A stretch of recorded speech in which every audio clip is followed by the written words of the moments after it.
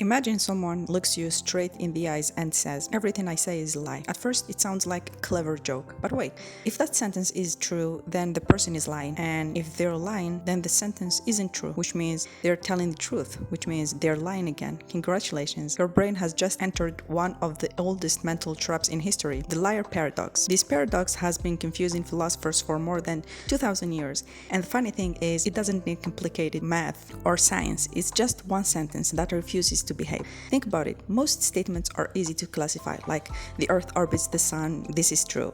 It's easy. Then you have cats can fly naturally. This is false, obviously. But the liar paradox doesn't fit into either box. If it's true, it's false. If it's false, it's true. It's like trying to stand on the last step of a staircase that keeps disappearing. And strangely enough, real life is full of smaller versions of this paradox. Imagine your friend says, "Don't trust anything I say." Should you trust that advice? If you do, then you shouldn't trust it. But if you don't trust it, maybe you should. Here's another one. Someone says, "I never tell the truth." Well, if that's true, then they are telling the truth at least once. But if it's false, then they sometimes tell the truth. The sentence collapses on itself. Now imagine someone online writes, "Everything on the internet is fake." Well, that sentence is on the internet too. The liar paradox isn't just a funny word game. It exposes something much deeper. Language can sometimes turn against itself. Normally, words describe the world, but here, words point back at themselves, like a camera filming its own screen. The result isn't clarity, it's an endless loop. This idea even influenced mathematics and computer science. Some of the biggest discoveries about what computers can and cannot do were inspired by similar forms of self-reference. A tiny sentence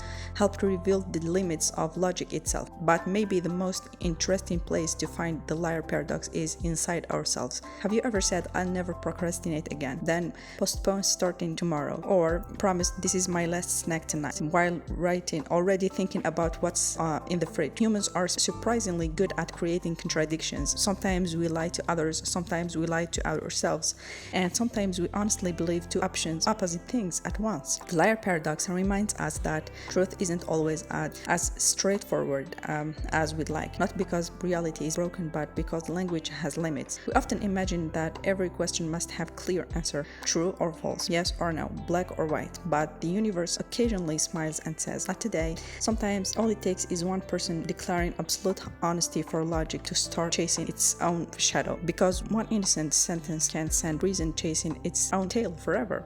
And maybe that's the real lesson. Sometimes the most dangerous maze isn't made of walls, it's made of words.